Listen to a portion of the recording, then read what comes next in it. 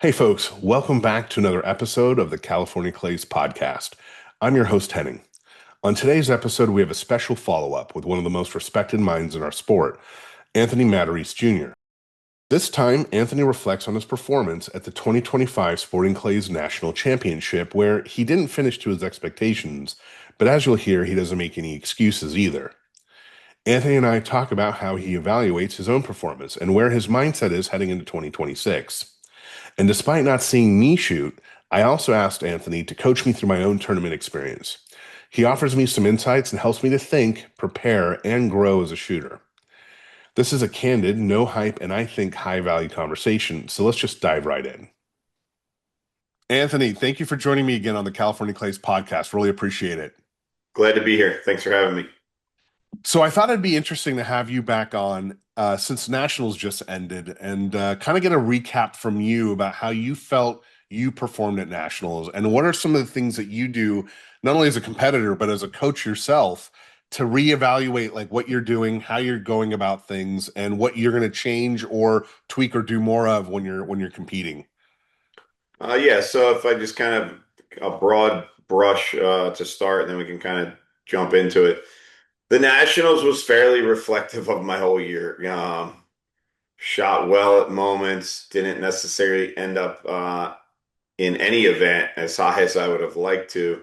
We'll get in kind of the small pieces of that. I shot, if you looked at the scores, I was kind of in the top of a lot of things, but not as high as I'd like to be, and that's kind of how my good part of my year was in general. I did come in second at the World Championship, but I lost by one clay and felt like I could have hit 10 more.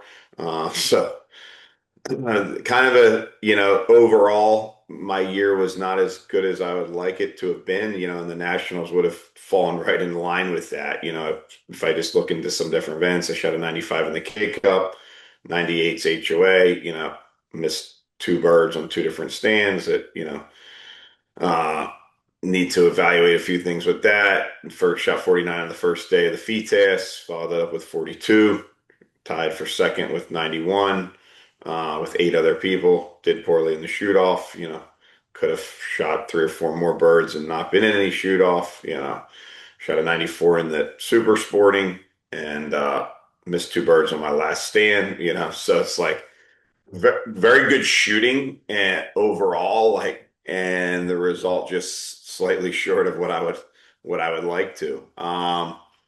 Definitely a few things if I kind of go through my year and then kind of use the Nationals as in the beginning of the year, I was working on a couple of things where I had some more gun speed than I needed to, so technical.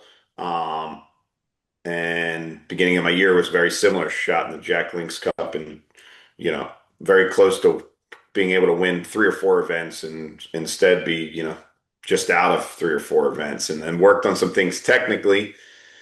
As you work on some things technically, sometimes the mental game is a little bit more difficult because you're more conscious, you're practicing that, then you have to bring that into competition and do that without thinking about it. I definitely had, a technical error in the beginning of the season where I was moving the gun too fast on some shots, and that kind of in the beginning of the season probably prohibited me from getting to the point where I would shoot to my highest level subconsciously, kind of by definition, but I needed to work on those things.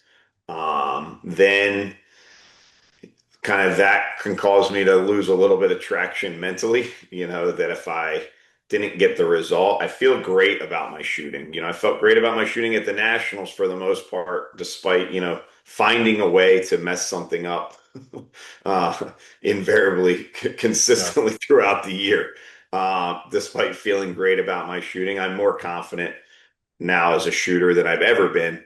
But I never got that short run kind of confidence that kind of propels you, that kind of allows things to gel together. The kind of the confidence I would say that, one plus one is three. Right. One plus one was two for me all year. And you kind of need that and kind of chase that all year. And again, saying there was some technical things that I was, trying to be better at. Um, Going into the Nationals, first day, shot 71. The first 2 days of the national championship in the main event, the group of shooters, on the pro squad shot exceptionally well. Okay, And which course did you start on again? we started on yellow, and yellow and red, and they're not hard courses for that level of shooters, but they're not that easy, but the scores were extremely high. I think I shot 71, 71, and it's not bad, but it was, two or three light, from the top each day. So there was, some excellent shooting going on, which is just, it was a good display of how good the shooters in the U.S. are. If I compared that throughout the rest of the year, whether there was a lot of tournaments I didn't go to, but I could look at the results, the ones I was and the ones I didn't go to. I think the first 2 days of the national championship, the level of shooting was by far the highest it was all season long, which is kind of interesting, because it is the nationals with a lot of pressure, but I think people are the most prepared as well, Yeah. in terms of getting ready.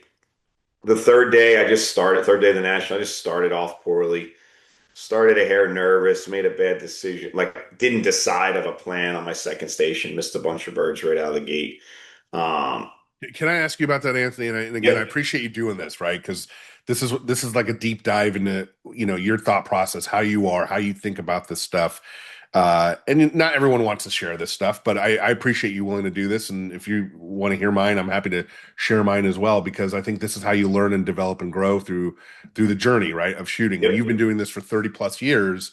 And yet, there's still that journey to continue to go on, because the field's getting more competitive. There's more people coming in and competing at a high level than there's ever been, I think, and that's probably why the scores have been getting even better amongst the competitors and the tournaments that are coming. But what was making you nervous, do you think, this year, like initially? I wasn't, I just started a little bit nervous that third day. Partly it's the third day, and Just regular nerves, like as if just yeah, just a little butterflies and bit that kind of thing. nerves, nothing abnormal. Okay. Okay. Actually, we can kind of go into that. I kind of had a lack of nerves throughout the season. We can talk about that.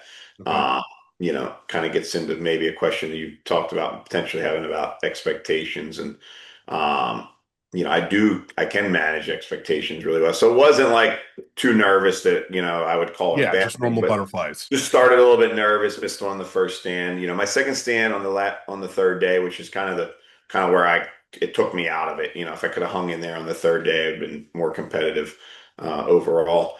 My second stand on the third day was not a hard stand, but you could shoot the birds in multiple ways. You could shoot the one at the top, you could shoot a drop in one of them, you could shoot the first bird, kind of a quartering trap bird. I can kill that bird a couple different ways, which could be good or bad because you have A an lot of option to options, and make then a you're thinking choice, about it. right? Yeah. So I was not as committed to what I was doing as I should have been, even on bird one, and then bird two, the person in front of me shot it dropping, and I was like, man, that I thought it would be dropping further away because some of them did. His dropped right there, not very difficult, and kind of changed my plan with that and just stepped in there and missed three out of the seven birds. It was a station that had the single. And that was just, it wasn't hard enough to miss any more but one. One would have been a mistake. And then just kind of struggled a little bit in the next few stands at that point, little bit of nerves, but really I kind of lost my energy, that I kind of, what I missed there, given that I was already, four birds back, five bird back of where I needed to be. Even though I had decent shooting the first 2 days, people were just shooting really well. Hmm. Uh, Hmm. you know, Probably wasn't getting that back. I'm eight birds behind, with 120 birds to go. It's unlikely I'm getting that back. So, which is a lesson in of itself, that we can get Just into stick some. with it and stay with it Yeah. And regardless. it wasn't that I quit. I mean, I never quit, I'm the last guy that quits. Um, just I didn't have the energy, like the adrenaline to kind of grind through it as well as I could. And I did finish out the course well, but I just had a patch in the middle with kind of a combination of, having already missed and now I know I can't miss anymore. Okay. It's, you can focus on the task at hand, which I'm good at, but um, just didn't go well, Yeah, And then yeah, the yeah. last day I shot the And just to put it in perspective, not going well for Anthony is going extremely, exquisitely well for 95%, 99% of people out there, right? So, Yeah, I mean, but I hear you though. I hear you. you know, and then the last day, the course was difficult. I shot some of the stands on the green course extremely well. Had two stations that weren't that bad that I missed three birds on each one of them being my last stand. And Which course and which stand, if you remember green, correctly? Green. Okay. so green, the 70 and the stand nine, the 70 and the trap bird out, I planned to shoot it pretty aggressive and I dutched the first pair, and I had just run the station before with the edge tower and the rabbit, and I had ran the stand before that, so I was pretty rolling pretty good through that course. And then my last stand was that long bat two and the low bird on the left, stand two, and I missed three there. I shot 65 on that course, which was not bad given what the scores were on on the Yeah. last day. Green Not, was tough. I don't think hardly anyone shot over 67 or 68, and I was, very close to being able to shoot a 70 there, and it was, which would have been a standout score. But it's kind of kind of like I said in my whole season, like there's some way to find some way to not get to the result that I want, and it wasn't always even the same way. So Sometimes let's talk it about was, that if you don't mind about, yeah, and I don't want to over focus on the misses, but what happened? What do you think happened? so it's a much bigger picture. So so part of it started in the beginning of the year when I was working on something technical, and it didn't allow me to get off to as good of a start as I wanted to, and never gained quite the momentum from a confidence standpoint that I think would have helped me and propelled me forward. And there's uh, a difference between my overall confidence as a shooter, et cetera. Look, I mean, I I don't think there's many people that if I'm shooting at my potential are going to beat me. Yeah, I believe that, but that's different than short run results that are helping you as well. Um, and I just never got the short run results, and that kind of carried through, and I shot well and just could never get that last little bit, so it was technical, then it was mental, and then there's a bigger picture thing that I'm going to definitely reevaluate going into the year. And I believe that this is actually it as I've thought about it, throughout the season.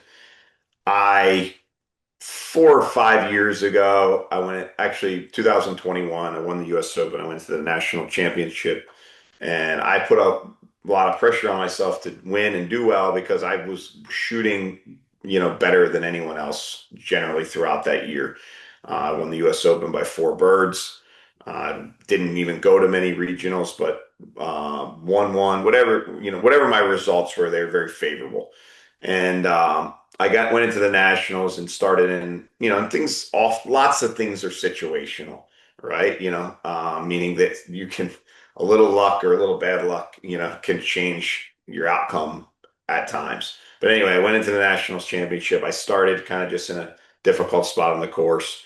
Missed like 5 or 6 birds in the first two stands. Got nervous, kind of held it together, but definitely didn't do as well at the national championship because I got nervous, just prioritizing winning too much, right? And not being able to get kind of at the right place in my mind. So After outcome that, focused. what's that? Outcome focused, would you say? Yeah, yeah, Yeah. okay. Look, I always want to win. So I've always had that, but managing kind of that and balancing that, it was something that I realized um, I won the US Open and the Nationals in the same year in 2008. I put pressure on myself to win them both in the same year then, because there's only ever been one person to win them both in the same year besides me, which is Bobby Fowler. And, I want to win them both in the same year again. So that's where the pressure came from. Yeah. It's very clear to me, like where it came from. And since then, I had really worked hard on, prioritize what's, have a routine, plan, read the birds, plan the station, have a routine, prioritize your practice, prioritize everything that you're supposed to do, and the result is a product of that. And I've done really well with that, in the last, since 2021. You know, couple, several good placements, won another US Open, tied for another U.S. Open, lost in the shoot off, podium at the Nationals, you know, probably in all those years, at least two or three times out of those 4 years, two second at the World Championship twice, pretty decent shooting throughout that time frame, with definitely more of a priority on, being prioritizing something besides winning. Hmm. And it definitely helped me. When I'd done that well, I was able to go out on some of those rounds, when I had great shooting and really not be nervous at all. Okay. Like, you know, not one bit. Okay. Go out there and shoot the final day to win the US Open and, working hard at it, but had truly convinced myself that I was not out there to win. I was only out there to do what I'm supposed to do. Yeah. Which is extremely difficult to get to that place in your mind. Okay. Right. If It it's takes extremely difficult for you, yeah, yeah, it, that, it yeah, takes, you have to believe that, which means sure. that has to go through your mind every day. Right. Okay. You can't just start 2 weeks before the tournament and get there and not be worried about winning. You have to do that all the time. So I did that really well over the last 3 to 4 years. And I think going into this year, um, I've done it so well that I took a little bit of pressure off of myself. And there's definitely some of my best shooting is when I get that kind of adrenaline out on the course. My heart's beating a little bit and kind of find that sweet spot between, little bit nervous and really but that nervous is coming from some fear of failure. That's what it is. When your heart's beating and you feel that, it's from a fear. It's a fear. It's a Yeah. fear of that there's a possible, because you want to do well, there's a possibility of failure. Even it doesn't have to cross your mind. It's just, it shows up. Uh, I kind of lost that this year, you know. And I think that there's an intensity that comes with that, and adrenaline that comes with that. That is, with that adrenaline, I can work a little harder. It's I can be, helpful. I can be more disciplined in planning the station. I can be more disciplined in routine. I can be more disciplined visually.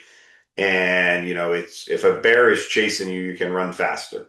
Right. Okay. From an adrenaline. So I feel like I lost that adrenaline a little bit. And that was probably the result of, you know, 3 to 4 years, 5 years of, kind of changing my priority, So I'm definitely going to reprioritize winning in 2026.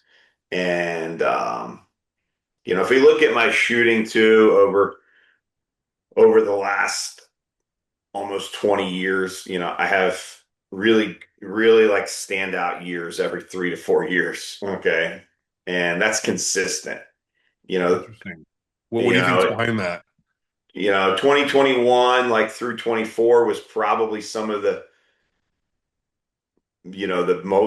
best shooting I ever had, from like 2020 to 2024, with two US Opens, a bunch of second and third at Nationals, World Championship. It's definitely a little bit motivation, and it's a little bit just mindset of kind of what I'm working at, So, I Is any of it what's going on with you personally as well? yes, because that's always related. It's related to it, So if you say personally, I think um where I got in a little bit of trouble this year is getting to an event, and getting to an event and being, since I had changed my priority of what I'm going to do when I get there, um, kind of relaxing a little too much. Yeah. Okay. And that's partly, I think, the reason why it maybe is not working. It did not work as well in 2025 is because my life is a lot different in 2025 as it was in 2021. Hmm. Just in terms of how busy I am, from not necessarily from a work standpoint, but from a family standpoint, etc. Sure. So, kind of it's like, wow, I'm at the Jack Links Cup, can kind of decompress for a moment and relax, right? But, I feel like I lost a little bit of intensity, whether it's from yeah, it's not my desire to win. I want to win. I actually deprioritize winning to balance out my to have the Expectation management. mindset. Yeah, so it's Yeah. not that. It's there. It's always going to be there. When I lose my desire to win, you're not going to see me anymore. So that's not gonna happen anytime soon. Yeah. Um, But so what it's does it take? What do you do to so while you're preparing for this and you're kind of looking at this at a I think a completely different way than most competitors look at when I say most competitors, average competitors look at this, right? You're looking at this in a totally different perspective, which is really eye-opening for me. But there's got to be some sort of like build up. I'm assuming to like a peak form before, during, and right now it sounds like you. It feels like felt you took your eye off the ball a little bit. You relaxed a little bit because you're familiar with this. You didn't put the expectations on yourself, even though you knew you wanted to win. But was there a preparation period to get to this point right now, other than the whole circuit and the whole year? Are Yeah, I you? mean, I didn't do anything. I worked really hard throughout the year and I went to a good amount of competitions. I kind of didn't do as many competitions in the summer because the schedule with the regionals and stuff was just way too tight. I went into the beginning of Gotcha. the school year and we have a bunch of fishing tournaments in August, but all the way up till July, I shot a lot of competitions, and definitely put in the time practicing, when I had the opportunity, enough. I practiced enough to shoot at my highest level, Yeah. for sure, Yeah. and did things mentally like we had talked about to shoot at my highest level, and it didn't happen, Um, so I have to evaluate. There was definitely a couple of technical things. There's a couple of small technical things I need to work on through the winter, probably not in the next month, but starting by January, start shooting again. I looked at a couple pictures of myself, had the gun mounted lower than I should. I've always mounted my gun too low, but I want to get it up a little bit higher anyway. Yeah.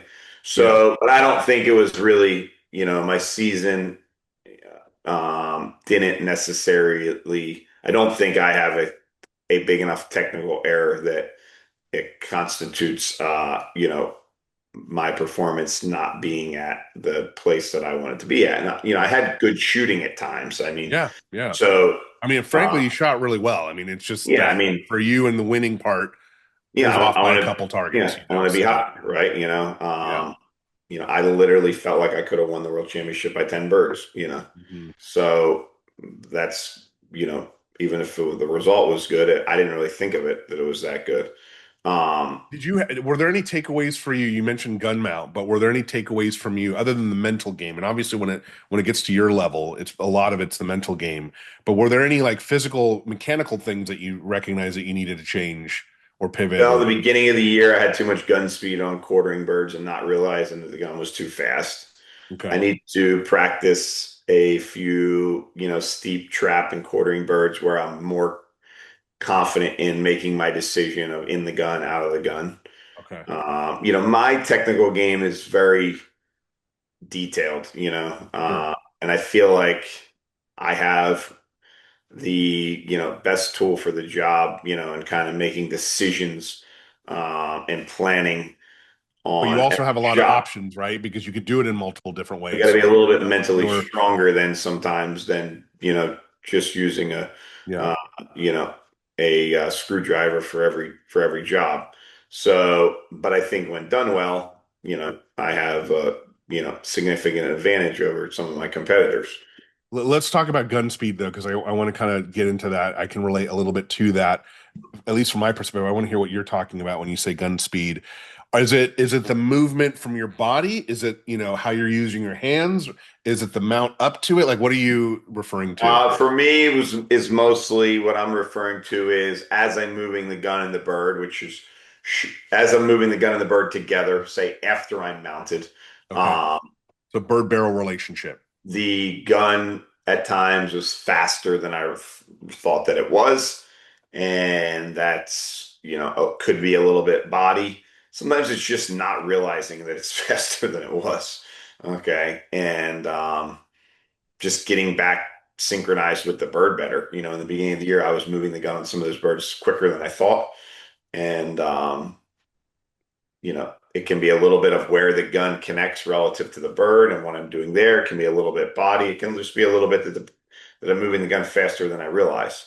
And I have to get the gun synced up a little bit better. So I feel like I had a pretty good handle on that. And gun speed is always something, if someone is lacking consistency and they can't see any difference between a hit and a miss, or they're shocked that they missed that bird, there's a good chance the gun's out of sync with the clay. Right. So that's always part of It's definitely my problem. that's Yeah. always part of someone's game for the most part. It doesn't matter. You can be really at any level and still have that something. You can still have that at times needs to be checked or improved. So how does Anthony correct that then? So now you're going back in January to practice. Are you going to be doing drills where you manage your gun speed? Are you going to be focused on certain types of target presentations? Yeah, What's the it's just plan? feel right. So it has to feel right, and I have to have the result. So I'm doing whatever I think is required to get the gun and the bird in sync, whether it's moving my body better. I don't really think it was that fully. It could be part of it. Mhm. Um, Is it rhythm based when it comes to syncing up and moving with the bird? I know think there's a certain rhythm with disciplines. like merging with the bird, but I feel like as you're moving with the bird, it's less of a just a rhythm. Mhm, mhm. It's more just a correlation of your gun and the bird, which that you're moving the gun mainly with your body. So getting them together. So it's going to it looks like, oh, my practice always looks like repetition. Okay. Uh, you know, kill the bird. I'm going to shoot the bird till I feel like I can't miss it. So a lot of repetition. I can go out and shoot, you know, three or four, five birds and shoot a case of shells, right? Just working on making sure that I'm confident and it feels right. Yeah. So definitely repetition, you know. Um, you know, as I think about my shooting right now, I feel like that part's, that gun speed part's not something that is, at the forefront. I feel like if I can get my mind in the right spot and be confident and get some practice in just to be, sharpen my axe, so to speak. I feel like next year could be you know, as good a year as ever. So When you're in competition and these are multi-day events, they're stretched out, weather affects you physically, mentally, et cetera. How do you handle the physical management, the mental management of it? Are you focused on your diet? Are you focused on sleep, hydration? I mean, all of the above, I'm sure, but is there anything that you've learned over time that absolutely works for you, that is an Anthony thing that you need to do when you're shooting a tournament over a number of days? yeah, I mean, I've got to, have my head clear going into it. So nothing that I'm worrying about with work or family, etc. Um, get my work cleared up and done before I get there. That's very important to me. So I don't have something, hanging over my head that, is also important to me. I want to feel like when I get there, the most important thing is to, hit those targets. So that's important. Sleep is everly more important for me. Number one, sleep well. I just don't sleep long enough. So and that's partly just pattern sometimes. It's not that I can't, it's just I get in the wrong pattern. So I have to pay a little bit even more attention to that going into next year than I did this year. I think we There's touched on it a little bit on the last podcast, but how much sleep do you get typically? I mean, I typically get like probably on average for a year, I probably get like 5 to 6 hours. Okay. Oh, that's nothing. Yeah, that's fine. And I don't, that's not enough. And Uh, that's during competition week as well. well, I try to get into a pattern where I can get more. Okay. Um, but the problem is, it's a pattern, right? So, if it'd been that way for a month, it's hard for that to be different for a week. Right. Right. So that's definitely important and something I have to work on a little bit. And do you Partly, feel it? Do you feel the difference when you've gotten more oh, sleep? for I mean, sure. I okay. can feel it So when I wake up. So I have a sleep apnea machine. I can look at that thing. I can tell you almost before I hit it, it's got a time on it, how long I was asleep within a half hour, based on how, unfortunately, I have had to start using one myself. So has based on do how you I travel with feel. it? Yep. Yep. Okay. And that's So immensely helped you? can change my life for Okay. sure. Jeez, gosh, I gotta stick with it. I'm terrible with mine. I use it. I can only usually get 2 to 4 hours with it, and then I end up ripping it off without even knowing there. But have you been using it for a while, if you don't mind sharing, or Yeah, I've been using it for about 6 years, 5 or 6 years. and you take it with you when you're traveling, Yep. utilize it. Okay. Yeah, I didn't take one at all. Oh, well, since you're sharing, I'm going to share too. I did mouth tape though during nationals, hoping that that would be my version of sleep apnea correction while I'm traveling, because I don't want to have to lug around my sleep apnea machine, even though it's a small one. But maybe I'll consider that next time, because sleep was an issue for me in Texas while I was there. Do you Yes, show sir. up earlier so you could adjust to the time change? I mean, it's not that much of a time change for you, but Nah, I mean, I got there on Tuesday, okay. something like that. Just that's plenty of time for me. Yeah. Um, Desi mentioned the pros have a lot to do at nationals. I mean, you had your dinner. You went to the Hall of Fame thing for Desi and Brett and the Potterfields. There's a lot of events going on for you, commitments, I'm sure, from your sponsors, et cetera. Does that take away a little bit from you if when you're in competition mode? no, I mean, I don't really think so. It's not that extreme. I mean, you have Okay. a couple dinners, the Top Gun shootout. There's nothing that's like keeping you out so late that it's an issue, really. Or you're not fresh enough. Not Okay. not not for me. I mean, but I'm busy in general. It might be a problem for other people Yeah. that are less busy. How do you deal with people approaching you while you're trying to keep in a mental state and a mindset? Like I'm sure you've got students or people that, in the clay shooting world, you're a celebrity, right? And so people are going to want to come up and talk to you, get pictures, maybe.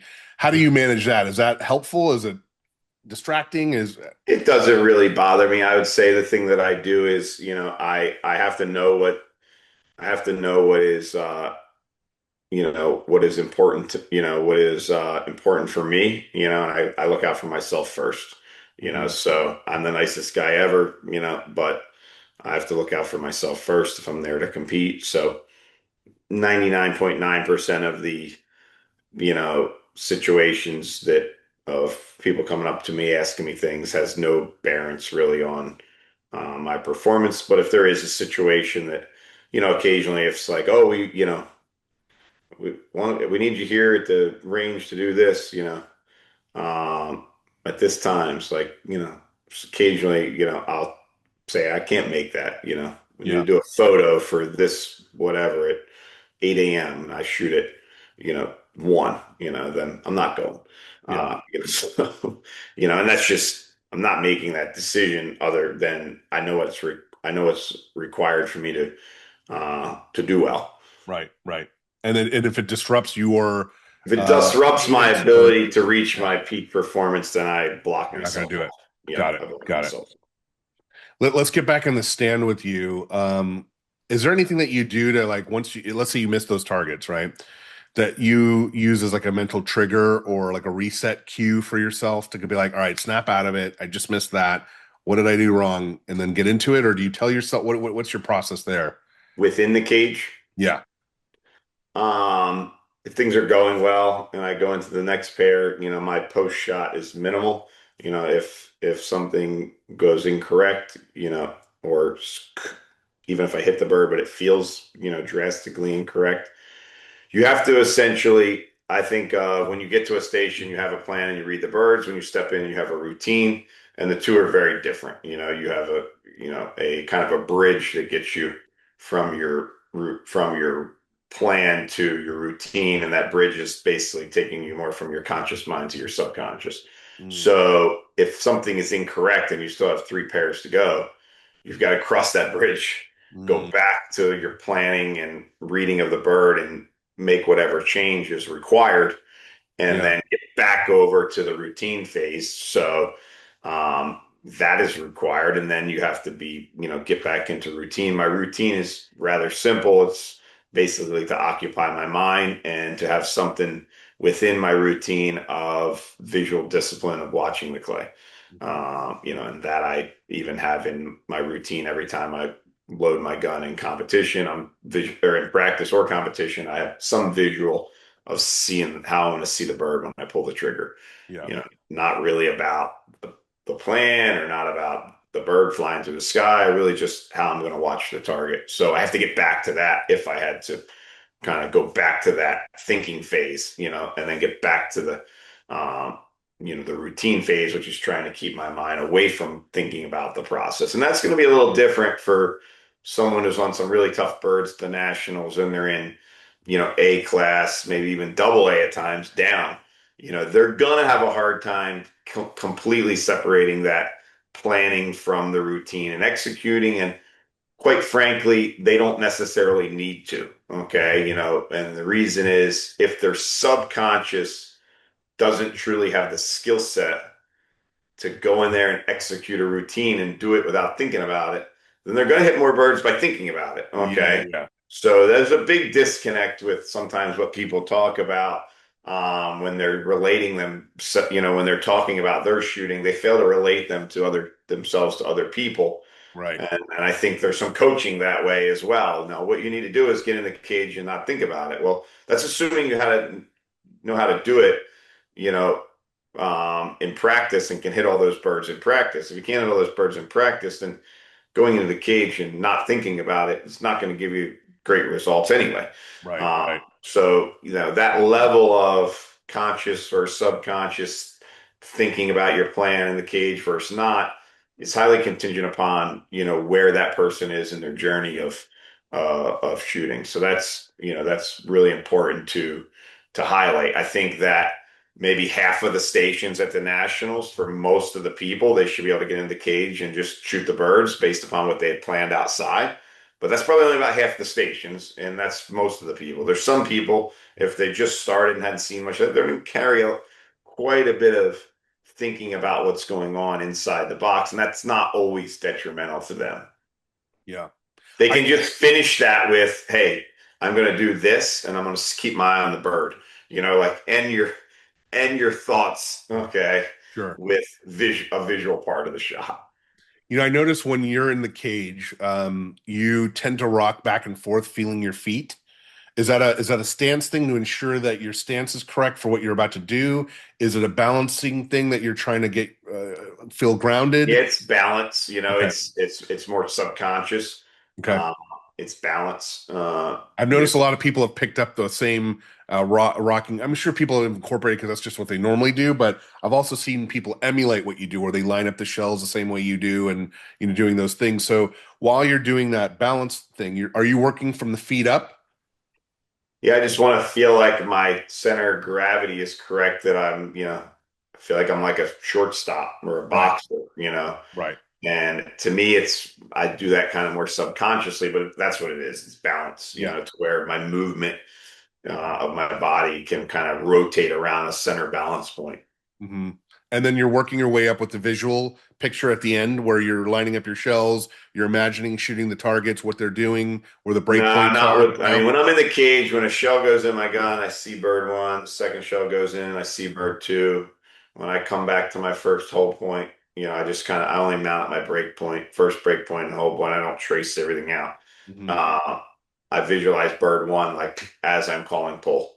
Okay. And that's it. I'm not visualizing anything about where they're going, what they're doing, how far in front I'm going to be. I've already done that in my planning and kind of rehearsal phase outside the Okay. box. Okay.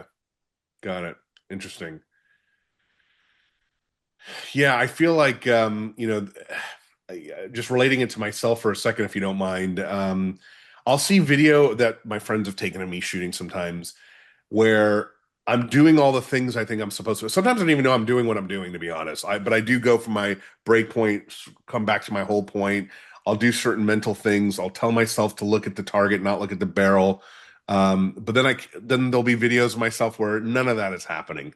And that's obviously a lack of repetition, or what would you Yeah, call you that? That need you need to have, you need to be able to, routine. If you look at the best shooters, they don't all do the same things, but they generally do the same thing over and over, right? So I always say, people say, you know what I need you to help me with? I need you to be more consistent. That's what I need.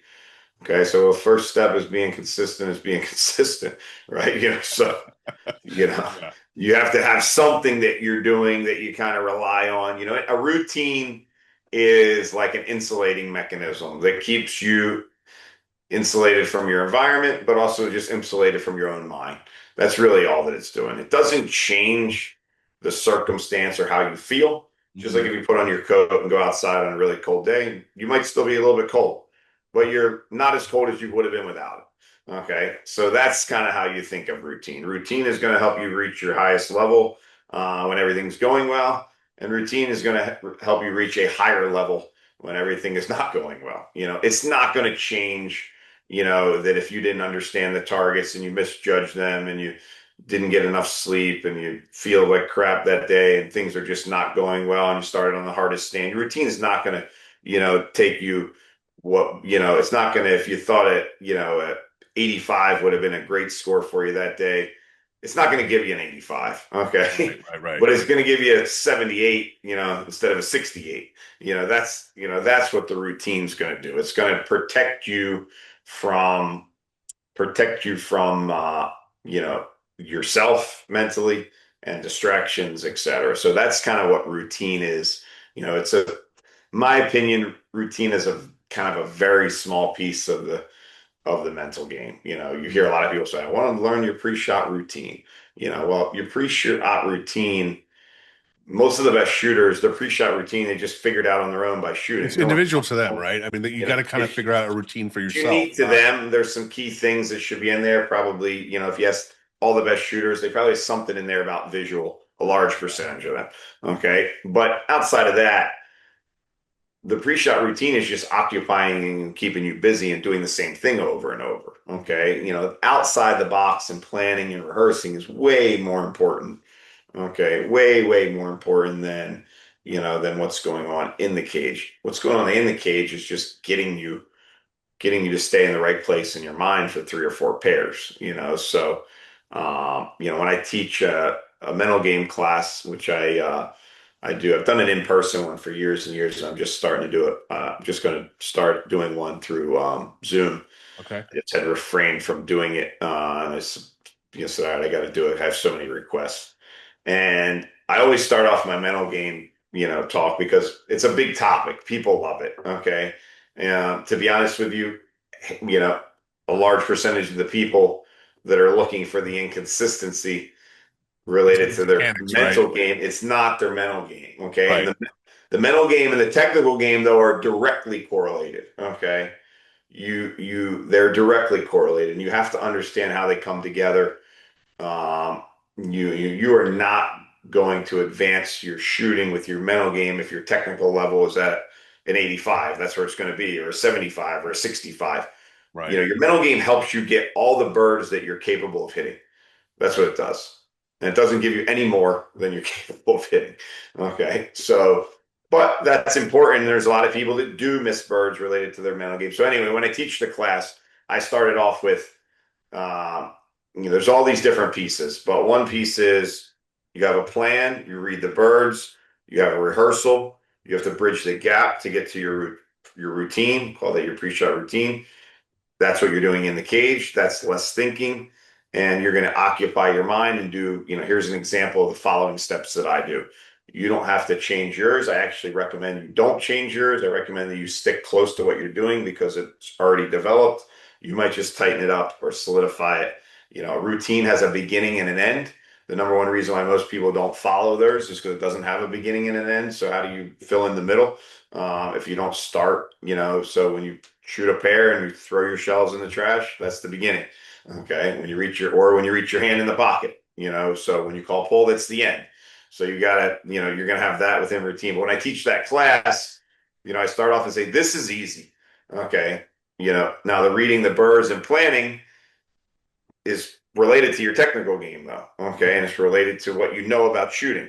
But this part, is an easy part of the mental game. It's black and white. You're either doing these things or you're not. Okay. There's no sitting home at your house and visualizing and thinking about doing well or prioritizing, other things besides winning or prioritizing winning, depending on what you need to do in your mind to reach your optimal level. this part of the mental game is pretty black and white. But if you don't have it, okay, then you're missing a key piece that's black and white. It's not, the pieces of the mental game that are more difficult, in my opinion, are mindset. What are you thinking? Are you nervous? Are you not nervous? Are you trying too hard? Are you, what do you do? How does your practice relate to your mental game? What do you do in advance of the how all of this comes together, goals, but the routine part is kind of black and white, in my opinion. You're not going to, you can improve drastically on your mental game by just having a good plan, a good rehearsal, and a good routine. Okay. Um, Do you think confidence. self-esteem has a lot to do with the mental state too? Confidence is the most important part of your mental game. I jokingly say, and I don't, anyone listening to this, don't take it personal. I jokingly say I can give a class on the mental game and talk all about the different pieces because I've studied a lot of different things, whether it's shooting related, different, mental coaches that have worked within our sport and worked with my students, and outside of our sport. There's a couple of my friends that shot Olympic disciplines have had sports psychologists that, haven't even worked within sporting clays, and I've talked with those guys. I've studied a very good amount, and then bring my experiences and then our sport, my students kind of together to understand. This is my philosophy on your Mhm. mental game, but the um, confidence is the biggest piece. Okay, and I can only teach you so much of that. Okay, you know. Because it's something that's unique to you that you also need to develop on your own, So right? there's people that have a higher level of self-confidence or self-esteem, but Hmm. then there's the piece that's just related to your shooting. Right, Okay. That is not, you can be the most confident guy on the planet, but if you can't hit a 40-yard crosser, right, okay, I don't think you're going to have a good mental game on a 40-yard crosser. right, right, So you have, I always say you have self-confidence, you have target confidence, you have competition confidence, and your practice is related to all of that. Your experience is related to that. So I can, then you have just the power of thought, okay, that can kind of go within that. So, um, that part of the mental game, to a degree, I can teach you how to get there. Okay. But I can't give you that, right, right. in a That's an class. individual. I feel like that's an individual thing. Your whole That's upbringing. one of the biggest pillars, that's one of the Yeah, biggest pillars of your mental game, right? right. So that's also related to your technical game. Because if you have Yeah, the wrong technique and therefore you can't hit the bird consistently, it's then going to you don't affect your mental develop game. then you don't develop the confidence. Right, And one of the bonding mechanisms, of your mental game is your confidence. right. So if that doesn't bond with everything else, then you got water and oil. Okay, is what you have. Before I forget, and I want to stay on the mental game, but just real quick question: your visualization.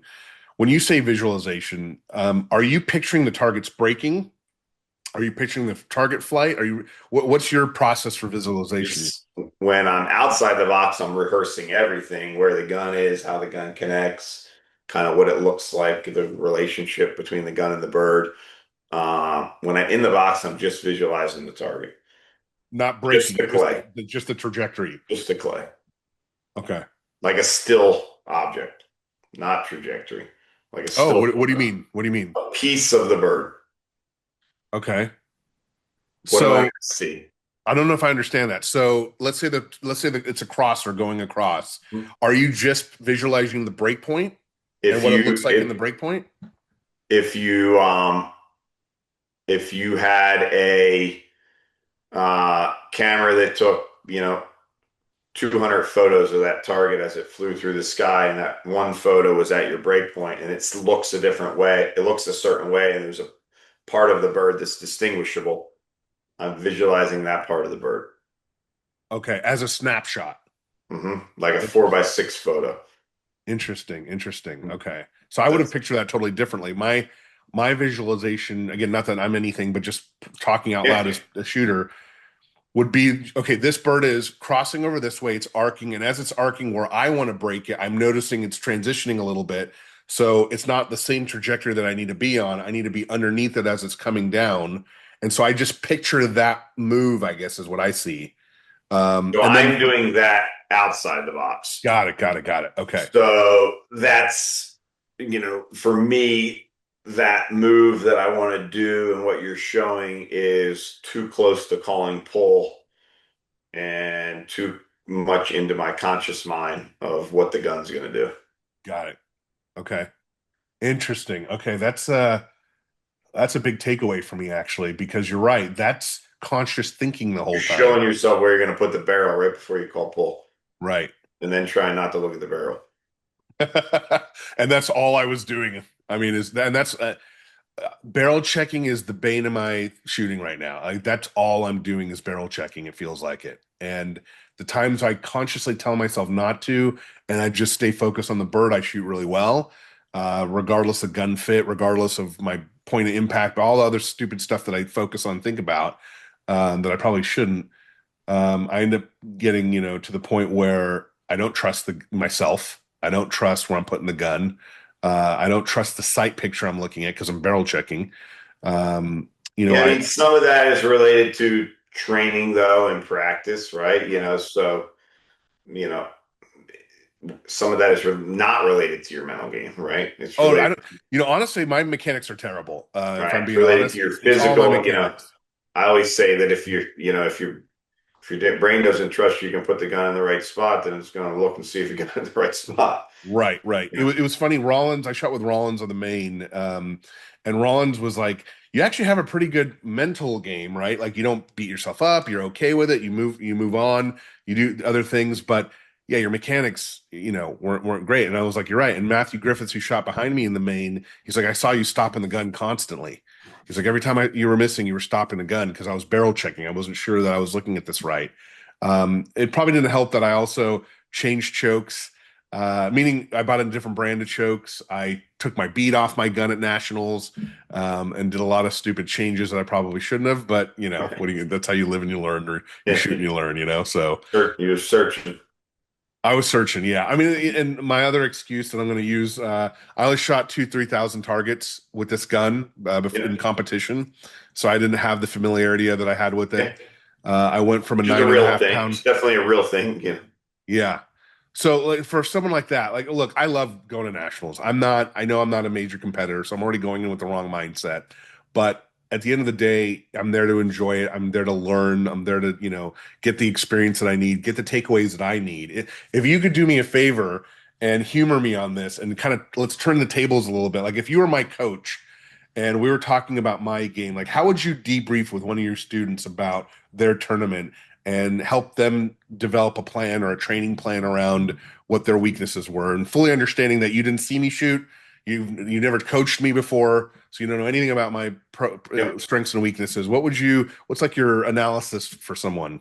Yes. I mean, the first thing, I mean, I can do it essentially the same as I would with a student or even, and it has some of the same familiarities as I go through an event in my mind, Okay. a course, a station, starting with a course and then a station or an event, then a course, then a station. I can do it basically the same, except for I don't know any of your tendencies or any of your strengths or your weaknesses.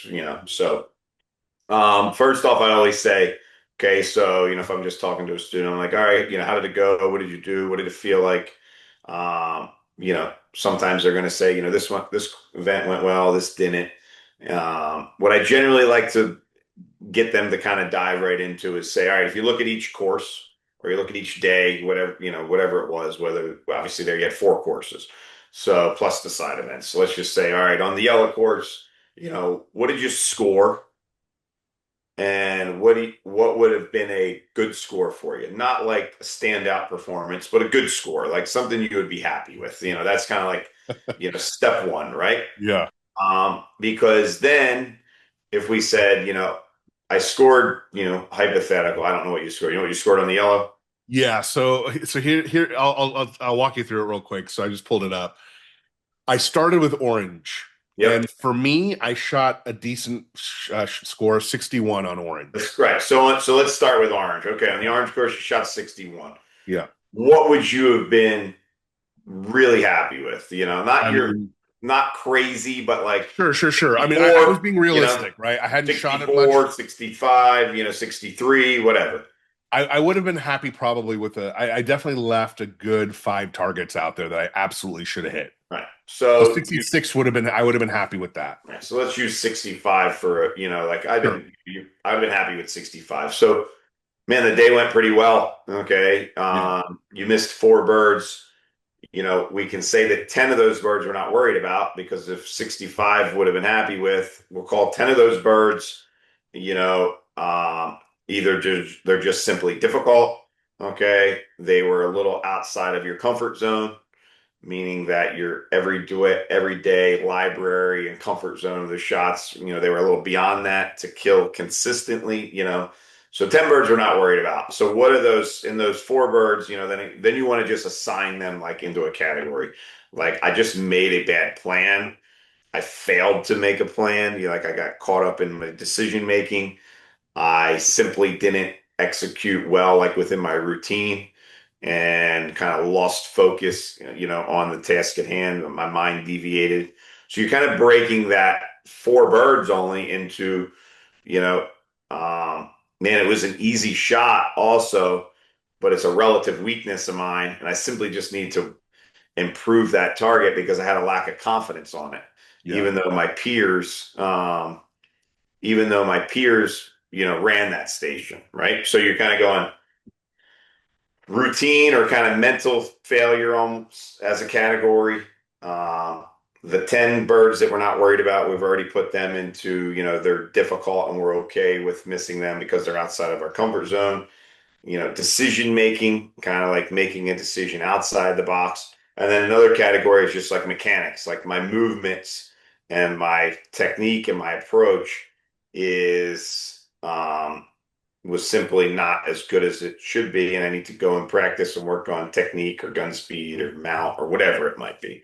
So that's kind of how I always look at that, right? So then that gives them a basis of figuring out how to practice that. Yeah. You know, I went into that. That was the first, not event I shot, or was it? No, it was the first event I shot. So I went in very fresh, and my squad was a great squad. I think I mentioned already. It was Rollins, Matthew Griffiths, and Toby Henson. I knew Rollins already, didn't know the other two gentlemen. Great guys though. And we went in, and I felt good. I physically felt good. I had confidence going in. And really, what I was telling myself was like, dude, you haven't shot for the last 2 years really that much. You've been doing charity shoots, here and there. You just got this gun in November, so just go and have some fun. Like honestly, don't have any expectations. And I shot orange. I shot 61, and I thought I did okay. There was a couple that I should have gotten, but I thought I did okay. But it progressively started getting worse. So our next one was green. Now I heard green was a tough one, and it's always the tough one, right? And so I shot I shot a 50 on green. But a even what? so, 50? 50. That's not bad, really. I mean, so and again, not patting myself on the back, but I was like, you know what? That's not terrible. You haven't been shooting much. You haven't been doing this. So this is my dialogue. It's like I'm Yeah. giving myself a lot of credit, right? I'm not Right. trying to be negative. You're fine. 50 is fine. And then I hear yellow and red are going to be easier. So I'm like, great. I got through my tough ones because orange supposedly was a tough one. I don't know. Upper. Yep. Yeah, Was it it? was it was harder, I think, than yellow and red for Okay. sure.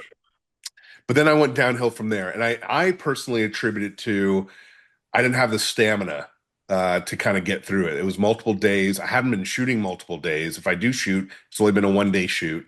So I hadn't physically trained myself to shoot for multiple days. So yellow, I shot a 54, and red, I shot a 53, which, total score of 218, not my best shooting. Definitely Yeah, I mean, felt on a like I could do relative better. basis, your yellow and your red are way off, Yeah, of what you did, on even on, orange and green, right. in terms of the difficulty, so you have to look at them the same way, right? I don't ever, even like when I talk about my sleep and stuff like that, I don't ever assign any, and I really don't let my students do it either. It's very common though. Okay. And it drives me nuts. And I think it's a mistake. I don't contribute any um, lack of success to stamina, sleep, didn't feel great Okay. because factored in all the best shooters' performances is that. Okay. Okay. It's already in. Okay. Yeah. It's in the average. Okay. So Okay. nobody gives a shit when they look at the results of the Nationals that I only slept for 5 hours. Okay. Right. They Okay. don't care. Yeah. Okay. Yeah. There's not an asterisk next to the score, that, Right. Mike Wilgus got 8 hours of sleep. Okay. So Right. Right. it's a major mistake, in my opinion, to factor in anything related to, like Conditions?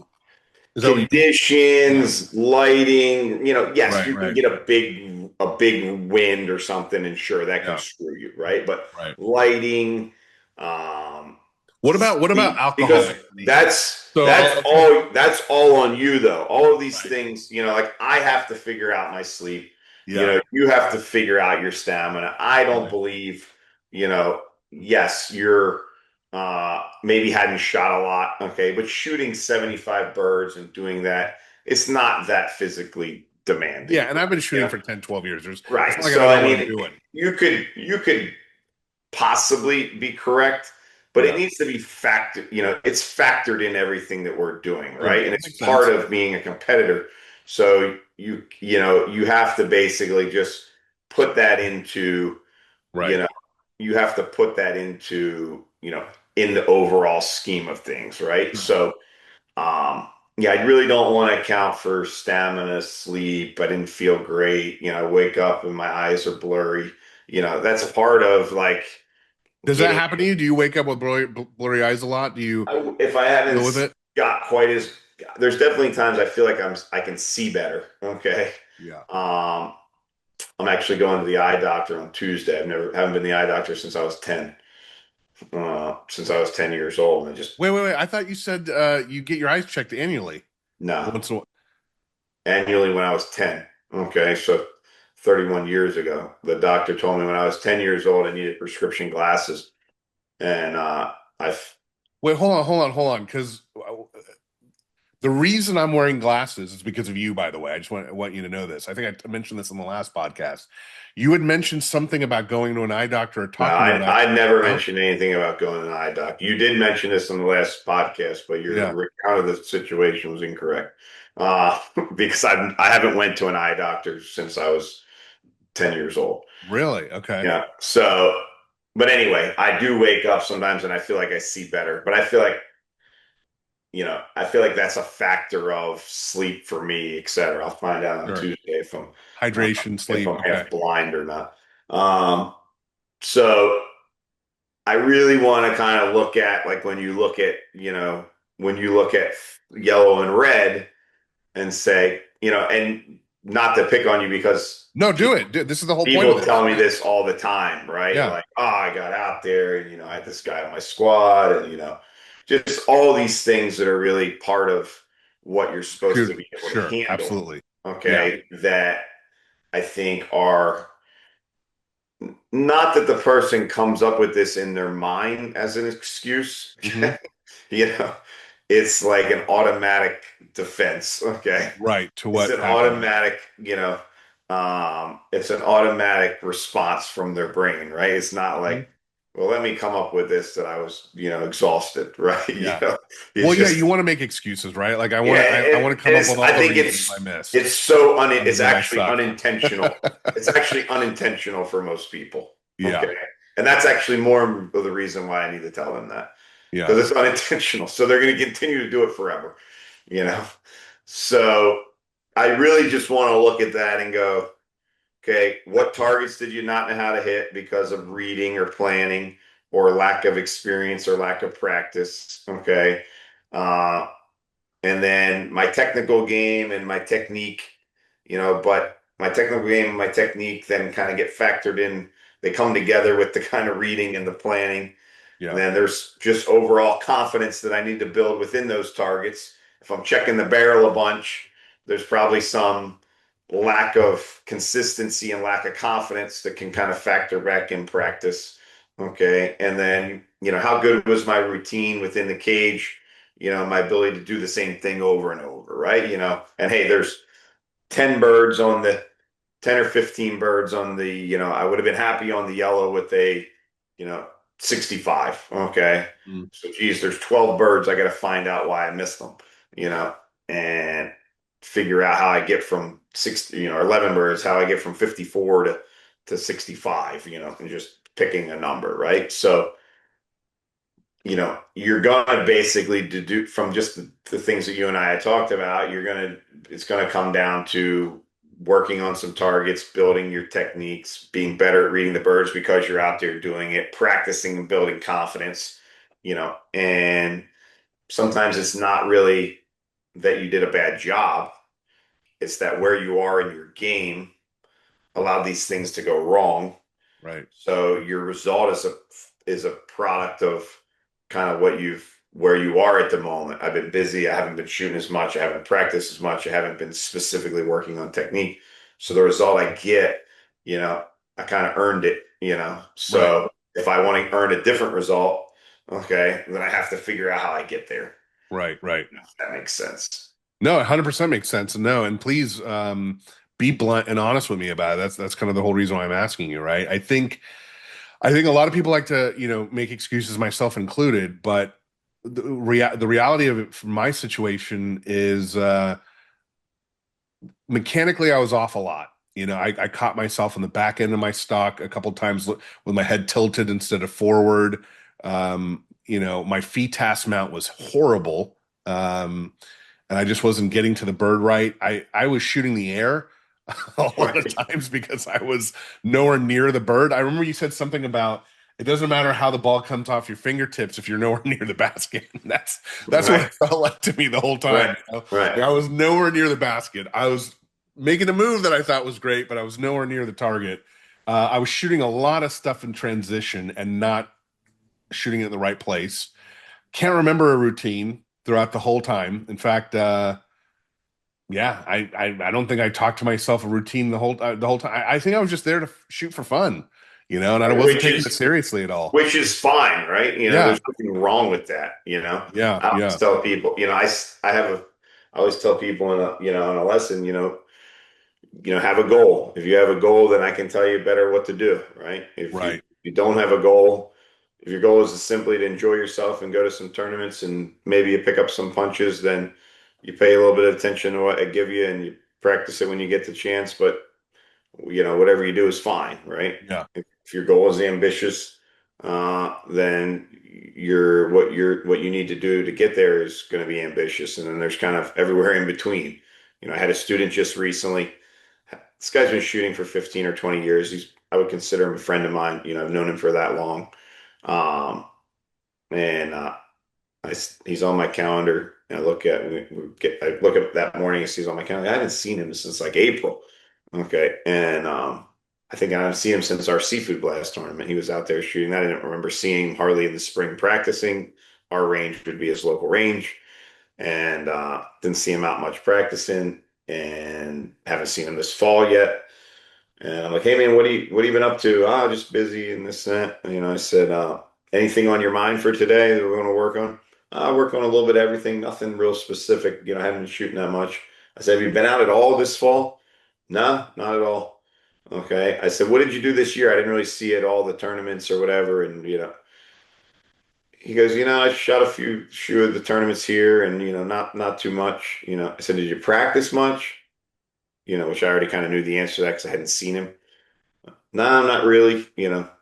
I said, all right, well, the first thing you need for 2026 is some kind of a goal. goal, Right. right? I don't really care what it is. Okay. You could tell me the goal is to, go out and enjoy yourself and shoot a few tournaments. Okay. I said, but if that's the case, after you've been doing this for 15 or 20 years, you and I could have met at the local bar and ate wings and drank a couple beers and hung out. Okay. So like, because you hadn't practiced, you don't know what to work on. And I'm not sure you have any plans of working to achieve something next year. Yeah. So give No, yourself you're some 100% goal. right. It's funny that you say that because So the last time. I just told him, I said, look, just come up with something. Okay. Say, Yeah. it could be as simple as, you know, I shot 1,500 register birds this year. I'm going to do 2,000 next year, but I want to do a little better. So I'm going to practice once a month. Do that for me, right? Um, you enjoy it, you're still doing it after all these years, so that's kind of it. But everybody's goal is always in between. And if you use yourself, like, well, maybe I was just there to enjoy myself and have fun. There's nothing wrong with that. Right. Okay.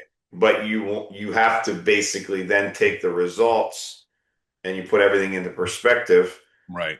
because your expectations and your results and your preparation all have to be on the same page. It's funny that you say that though, because I went in knowing that I wasn't going to shoot well. So why would I have any expectations or disappointment? But I think when I start comparing myself to others Yeah, you is where I probably get had a into good trouble. first day, then you changed it a little, your expectations a little Yeah. bit, Right. then stop and look at the scores and go, oh, I could have done this, Yes. and this is so and so, and man, I on the green and the orange, I beat it, Right. and just because it's a benchmark, right? That's exactly right. Inherently, what people fail to realize is that even if you even if you don't go into that competition with a thinking that you're putting any pressure on yourself or any expectations. A large percent of people are result oriented. Okay. Society is result oriented. So when I have a student that goes, well, I don't, I'm getting nervous. I'm like, well, you have to be worrying about winning and prioritizing the result and the score. And they'll sometimes go, nah, definitely not. Okay. I'm like, well, then what are you nervous about? Okay. I don't know. Okay.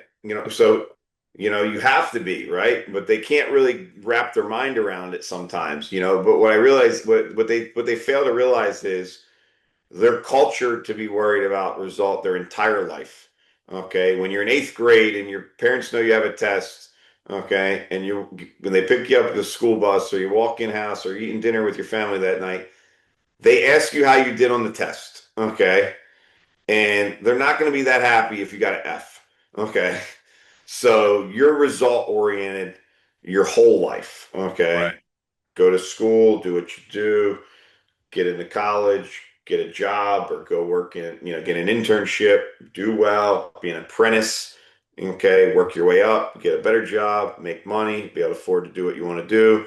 Okay. It's inherent, right? Right. So yes, you can truly go out there and not be worried and enjoy yourself, but it kind of ends up coming back to where it's likely that the person has less fun, okay, when the result is not as good, even if they thought they told themselves to just go there and have Right. fun, because Yeah. that's because of the inherently how you're wired. Right. Uh, Well, you come back home, right? People that know that you went to nationals. How did you do? Like you said, the report card, right? What did you do on the test? And yeah, then you go, that's ah, I didn't do that society. great. That's Yeah, society, right? That's been there since you're a little kid. sure, sure.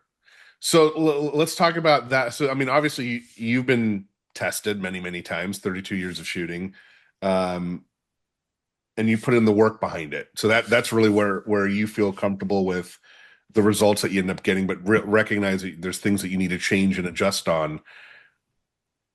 In your situation where you're not making any excuses for yourself, what are you telling yourself now, like after nationals? Like you mentioned, you're going to start training again in January, but what are the things that you're going to do to kind of get there now for you? Um, So I'm going to change my mindset a little bit, like we already talked about, okay? Because that's just a balancing kind of one way or the other. And I think that, that's a complex topic for most of the, listeners because, you know, Because your mindset's about winning and also putting the pressure on yourself a little bit to yeah, win, right? Yeah. more so, so kind of being more goal focused with Okay. the goal being performance and kind of just getting some energy back. Like I want to go out there and get nervous. Right. Okay. So I want to get that back. Okay. And I felt that a few times at the Nationals on some hard stands where then I did well. I was like, I was missing that. Like where was that guy been? Okay. That's the guy that when I was shooting my best, so get that back. I'm going to do that.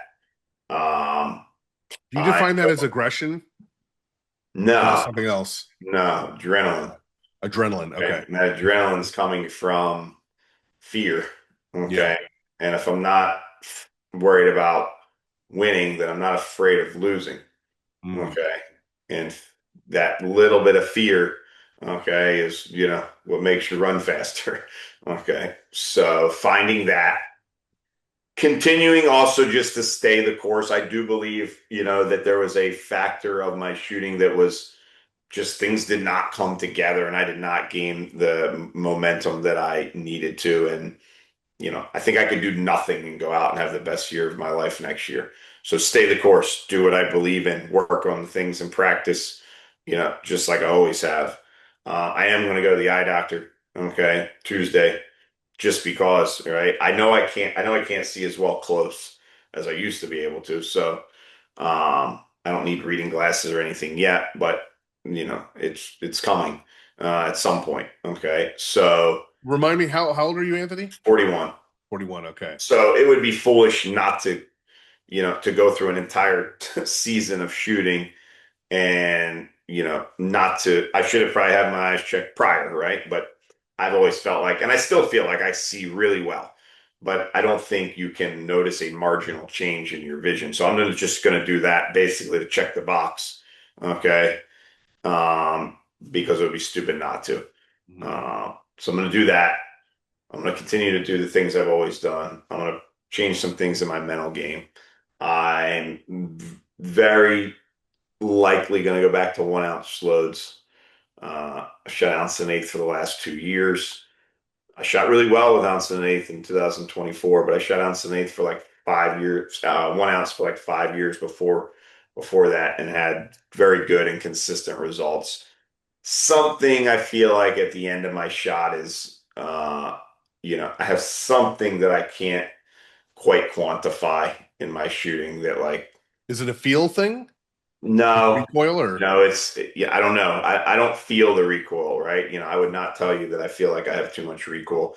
I can tell the difference though if I went out and shot practice for a couple of days with 1 ounce or practice for a couple of days, shot 1,000 rounds of ounce and eighth or 1,000 rounds of 1 ounce. I can definitely feel the difference in my body. Right, right. So if I can feel the difference in my body, there could be something at the end of the shot that I can't see or quantify that Yeah. I'm just going to go back to 1 ounce. Because I have shot very well with it. I won the U.S. Open by 4 birds with 1 ounce. The other people were shooting ounce and eighth. So I have a hard time believing I would have won the U.S. Open by 5. Okay, with ounce and eighth, maybe, right? But anyway, I'm going to do that because I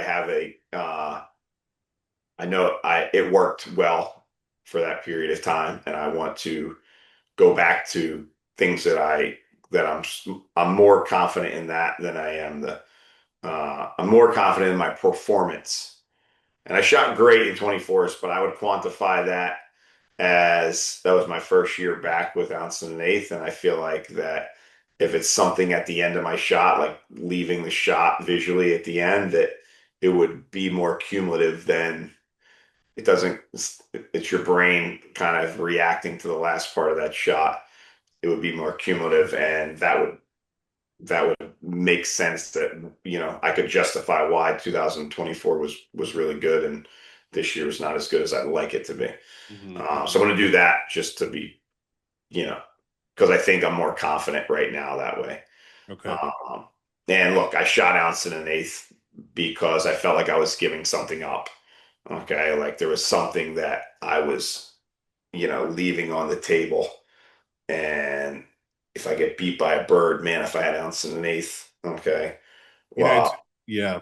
I I just, usually shoot ounce, but for nationals, I shot ounce and an eighth because I felt like I needed the extra, yep. So, well, and I'm not used to shooting it. I've used that for the last 2 years. Last year was great. This year was average. Yeah. It didn't do anything for me. So I'm going to go back to what's a little bit more comfortable. So that's about it. Okay. Just work on anything like I normally did. Nothing, I definitely feel like this is a very good, kind of point for everyone is that, sometimes that's where you are and what your result is, even if the person is working really hard, is just the product of where you are. Okay. Right. And, it's a path that you're on, and that's the point where you're at for whatever culmination of reasons, right? Mhm. I could make excuses, right? Like people say this all the time. Like I even, kind of say it to my wife, like, don't even freaking say that. Okay. So like people will say, oh man, there's tons of people who be like, oh, you did great, man. You had a good year. You came in second at the world championship. You got to remember, you're so busy. You got literally like three or four businesses. You got four kids. Okay. And you got to give yourself more credit. You shot great. You shot consistent, even though it wasn't at your top, came in second in the world championship. You should be happy with that. Like that's bullshit. That's an excuse. Okay. And I don't even want to entertain that idea. Okay. Because guess what I have next year? Four kids. Okay. And four businesses. So why would I entertain that idea? That's basically setting myself up for failure. And I actually don't believe it, so Mm. Interesting. um, Okay, I see what you're I saying. do not believe it. Okay. And I don't even want to entertain that as a possibility. Now, I could look at the facts and go, okay, how many other shooters shoot really well and have four kids? None. Okay. Zero in the whole planet. Okay. Okay. So, I could look at the facts and say that, but I still don't believe that it has anything to do with it. And I have to, it's a product of, it's a factor of what I'm doing and it has to be factored into my performance. So I have to just do better. Okay. I Yeah. have to train harder, be mentally stronger, be more strategic, whatever's required, So I don't even want to, and, like my You don't wife want to will, you don't want to give yourself or entertain any kind of no, excuses. my wife will say it occasionally, like, don't be so tough on yourself, And for, Yeah. I'll be like, F that. Okay. You don't get it. That's what I'll tell her. And she does get it and she understands, right? But she's actually But trying she's to trying be, to be nice and she's trying to she's be trying to be supportive, and compassionate and she does she get doesn't it. want to see you beating yourself up. So she's, yeah, exactly. And Yep. that, I think that's everyone's intention when they're trying to support you through Yeah, that. yeah, But absolutely. And but I, to and your I, point, the reason why you're a champion is because you hold yourself to the highest standard and you do not give yourself any excuses, right? Where yeah, the I mean, majority look, I could of be people wrong, will be but like, yeah, you're right. It is that. It is this. It is my stamina. It is that I suck. It is that, et cetera, et cetera. But one thing I notice about you is you're very good about self-analysis, but you don't really do self-criticism. Is that right? yeah, Assessment or yeah, I would agree with that. okay. So is there time that you criticize yourself, and or are you just always looking at it from an analytical, just like what am I going to do? How am I going to figure it out standpoint? I mean, I always, so give me an example of something I would criticize myself for. Like just for example, like not getting hitting your goal of No, because winning. I'm always putting, I do believe in it. I'm always putting, my criticism of myself is always like short, right? Like it's over like that, right? So like, yes, I can be bent out of shape for a moment, but it's over quickly. Mhm. And I do believe part of the reason why it's over quickly, I do believe that I give my best effort, whatever I was able to give every time, So even if I can say, man, okay, maybe I let up and lost a little bit of intensity and I over prioritized, not worrying about the result. And yeah, but that's what I thought was the best course of action at the time. And then it led me to the position that I'm in. And that, if that was what I thought was the best course of action, then, you know, that's what I'm not criticizing myself because that's what I thought was ideal at the moment, or I gave Right, everything that right. I had at the moment. Okay, so as And long as you know that you've given it your all, you're not beating yourself up about it. yeah, maybe Yeah, for a moment, but not after it's over for, the event's over for a day, yeah. I'm ready kind of thinking about, uh, moving forward. So I mean, you've had a good shooting year, right? I mean, you've podiumed at Worlds, Nationals, I did but not as you, podium at the Nationals. I mean, I podium at the World Championship. oh, my mistake. Your measurement of success, then, I mean, if you're shooting decent for most people's standards, is your measurement of success just being the top competitor, or is it? No, Okay. I want to be, I've got the U.S. Open, the Nationals, U.S. Open, the Nationals, both World Championships. The regionals I have put less emphasis on, in the sense that a regional doesn't really change like my resume. Sure. And I want to kind of prioritize the peak ones. So I kind of building myself up to the bigger championships. Last year I won the U.S. Open. I came in second at the World FITES and third at the Nationals, right? So that's pretty good, right? Like if you So took you would call that successful, obviously. yeah, I mean if you took the sum of all the other competitors, very few people were um, you know, near that, at those major championships, right? And if somebody goes, well, somebody won three regionals, I don't go to all of them and I don't really care about those. I'm going to prioritize, and I'm not de, I'm not Devaluing them, yeah. devaluing them. And I think they're a major stepping stone for a lot of people. They're just not going to do a lot for me. Sure. Okay. Both, for in my mindset, from a, priority standpoint internally, externally, you know, um, they just, from my Yeah. sponsors, right? My sponsors aren't going to go, holy shit, Anthony Matarese won a region. Okay. But some of these sponsors Right. are, right? Yeah, And yeah. that's going to get somebody to look at them. And I'm not Sure. devaluing them, but we're talking Yeah. about me personally. They're I'm stepping going stones. to Yeah. put a little bit more priority on doing well at all of those competitions next year because I think it has to be part of kind of where I am at the moment. Okay. That It's drive kind to of win. keeping me a motivation and a goal, etc. Um, so a successful year for me is staying in the top five in kind of everything that I'm going to shoot at. Okay. And then going to an event like, let's say the Jack Links Cup, and you have all these different events, being in the top couple, in all of those events. Right. And I've had a lot of that in the last 5 years where, like, I was consistently, um, kind of right there every event, and, I'm just kind of trying to get that back. That's all. Hmm. I think since you've been doing this for 32 years now, and again, this isn't like an excuse or anything like that, but keeping that motivation each and every nationals or world event or anything. I guess I don't know what I'm trying to go with here. I'm kind of stumped with what I'm trying to say, but I guess what I'm trying to say is that the motivation, you're rebuilding that for this year coming up. How's that going to look like for you? Like, how do you get that adrenaline to tap, if you will? I think some of that you have to just have, okay? It's just inherent, so, you know, I'm either going to do it and continue well, um, or I'm not going to do it at all, So, um, to be honest with you, I look at it and, so say, all right, I'm not happy with what I did.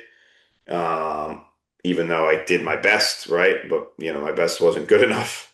So got an action plan, and I'll look at, and I'm not even thinking of individuals or whatever, but I can look at a large number of people that beat me throughout the season.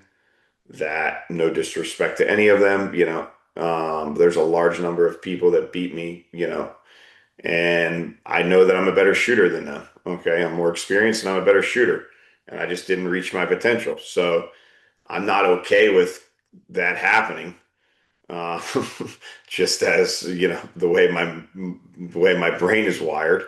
And I'm You're going to gonna use that as fuel? I'm gonna change the result, right? I don't Yeah. want to lose. It's Yeah. just winning, right? I have a picture of it on my phone. Corey found it like in a magazine that his mom had or something. He took a picture of it back. It was when Corey and I were 14, so 26 years ago, 27 years ago. In the Sporting Clay magazine, they used to do a bio, and there's a picture of Corey and a picture of me on the page, and just a couple other shooters, like a bio of the All-American team or something. And I'd ask you like a series of questions, like, what do what's important to you? What do you want to do? Why do you love shooting so much? And they asked Corey, why does he love shooting so much? And he said, because he meets so many great people and he's got a lot of friends in the sport. And I was like, he, Corey is the nicest guy ever, right? Yeah. I'm a nice guy too. He's a nicer guy than me. Okay, I was like, that hasn't changed. And then I read mine, and it says, "What do you like about shooting sporting clays?" And my answer was winning. That's Yeah. it. Okay, that's all I wrote. Okay, Corey's was two paragraphs, right? So I do love the sport, and I have some of my greatest friends in the sport. But you know, I'm not just going out next year to hang out with my friends. So, Right. uh, So you know, the losses help drive your winning motivation. yeah, for sure. I mean, look, I've done it for 32 years. How exciting Yeah. is it to go to the, you know, Western Regional, when I've Yeah. been to that club 5 times, right? Yeah. I have to be going there for a reason, right? It's not to see the desert and go to the casino. So, after 32 years, you know, for just breaking clay targets is not that exciting. Okay. Yeah. So you're trying to accomplish something. It's pursuit of doing it, pursuit Mhm. of being better. I have the greatest time at the shoots with some of my closest friends are in the shooting community. But I could see them, anyway, without shooting. Okay. I think you're obviously operating on a different level than most people that are shooting and competing, even the pros, right? When I say this, but with the competition in the field, growing and improving, and meaning, more and more competitors are coming out of the woodwork. We just saw David DeLu win the national FITAS championship. He's a student of yours, I believe, and also on AIM shooting team.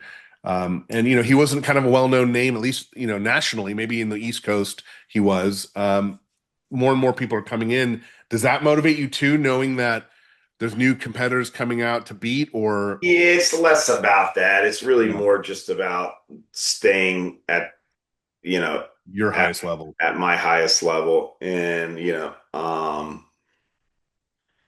the there's it's definitely easier for people when you have, there's definitely people at points in time in the game, because I've been at every point in time in the game, it's easier to win for whatever reason. Okay. You have less going on. You're, you have less going on. You have less expectations.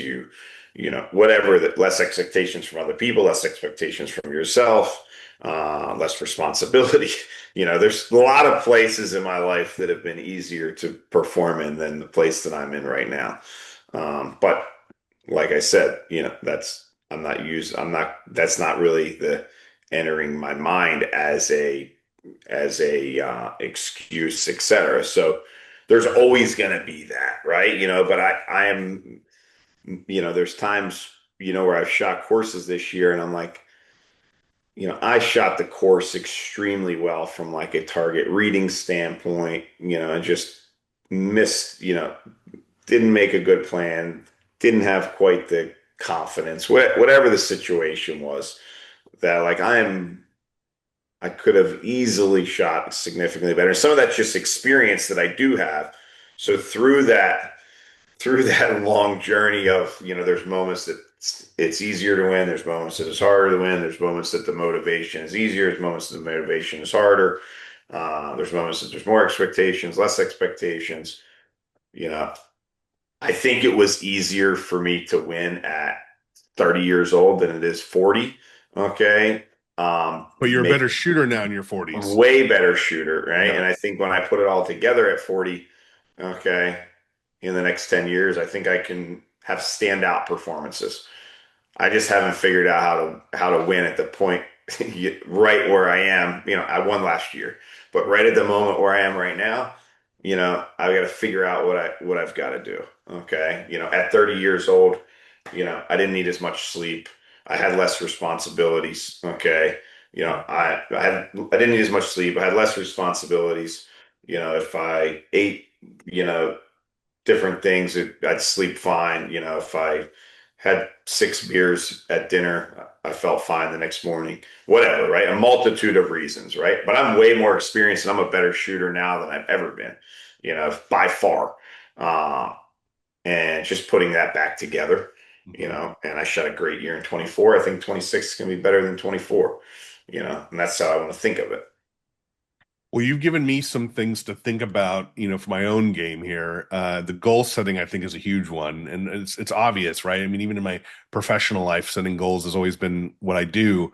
But for some reason, I think it's because I think, and if we could turn it back on me for just a second, which I don't like to do, but since I have you here, it's a good opportunity. Yeah, absolutely. Um, because I think it's so out of reach and I don't have the time and energy to put into being a world-class shooter, maybe I cut myself short from that because I'm not setting that goal. And really, all I want to do is just shoot targets, have a good time, and enjoy it. And to your point, there's nothing wrong with that. But since I'm a results-oriented person as well, I want to perform well. So finding the right balance for that, and I think a lot of shooters You can just need relate a to this. small goal, right? That's Yeah. all, right? So if you just need a small goal that says, So look, winning World Feed Task a small goal? that's No, but definitely I too know what big. you mean. Right, a small goal like, hey, I'd like to be in the top 5 in the California State Championship next year. Sure. Okay. So that's not going to be any easy task, okay, because there's good shooters, right? Right. It's also not outside of what you're capable of if you shot a 61 on the orange course. Yeah. Okay. So, and you don't have to reach your goal, right? You have to the point of the goal is to be striving for it. Sure. Okay. You know, I've been disappointed more than I've been, happy related to my goal throughout the last 32 years. But the goal of taking me there, okay, is what got me to where I am, right? Makes So sense. Yeah. if you said I want to be in the top 5 of the state championship, and it could be somebody else, listening on here that says, whatever class I'm in at that moment in time in their state championship, I want to be in the top 5. Okay. Or I'm in master class and I want to be in the top 10. So still, if you're in the top 10 in your state, that's a good goal, right? Yeah. Depending on where you are and what your level is. If you're better and you're always in the top of your state, then you got to make it top 3. So you make it something that's within reach, but, not unrealistic. Okay. And then you have to figure out what you're going to do to get there. You've told me by talking to you here on this podcast that my mechanics aren't great and my technique's not great and I'm not sure what I'm doing there. So you have to be kind of very dedicated to fixing that first and having some repetition training with your practice and kind of staying on course with more or less one approach initially until you When you really say get. approach, do you mean like technique, like Yeah, you maintain can't be versus? out there going, I want to be, swinging through the bird, maintain lead, pull away. Sometimes I Yeah. got a mounted gun. Sometimes I got a soft mount. Let me try, you got to be more or less oriented to one approach till your confidence, okay, gets higher and you can execute consistently all the birds inside 35 yards. Okay. And then you start stretching your distance and you literally should stay inside 35 yards until you can hit them all. Hmm. Okay. And hit them all with confidence that if I showed them, I said, hey man, you ready to hit that? You got to hit 10 in a row. You go, yeah, let me get my gun and show you. Okay. And then you've built your confidence, which is a prerequisite in your mental game. You've built your technique, and then you can stretch out your yardages and you kind of start going from there. And then you got to look at it and say, all right, well, given where I am, what do I need to do? I got to figure out what approach I'm using, either have someone teach me or study a video or whatever it is. Okay. And have some work on that. Then say, okay, if the state championships in what month is the state championship in Usually California? June, July. I have to look. It Right. might So I be got earlier this time. 6 or 7 months to get Yeah. ready, and what does that look like? Well, maybe that looks like I need to shoot, case of shells a week of practice, right? And then if you go, oh, there's no way I can do that. I'm just too busy. Okay. Then you reevaluate your goal. Okay. And you say, I'm going to, try to get in the top 10, Mhm. right? And then you say, all right, well, you got to shoot at least a case every 2 weeks, right? So you kind of look at that and figure out kind of what's realistic, what's going on, and you might have a time where you say, man, I can get out a couple of days this week and shoot a case every day. Then I'm going to go do that, right? So um, you need some action plan, right? Yeah. There's a Yeah. there's a lot of people that don't necessarily, you know, they want to do well. They don't know what, they're just kind of wandering They're around. not putting the time and effort, and myself included. I haven't Yeah, they're put the just time and wandering effort, around, at right? least in the last 2 years. Yeah. Or there are people that are putting in time and effort, but they're still wandering around. Like Right. they don't Right. know where they're going, right? And they don't know Right. how they're getting there, right? So, if where are you going and what's required to get there? What's your strengths and weakness so we can get you, heading in the right direction. No, yeah, that's a good outline of things that a student should start evaluating about themselves when they're training and developing, and really understanding why they want to get that goal. Do you think about your why a lot, or is that something that I mean, remain the same for you? yeah, I mean, I think the why is personal, I mean, most of all of my why is just because I want to do it, Yeah.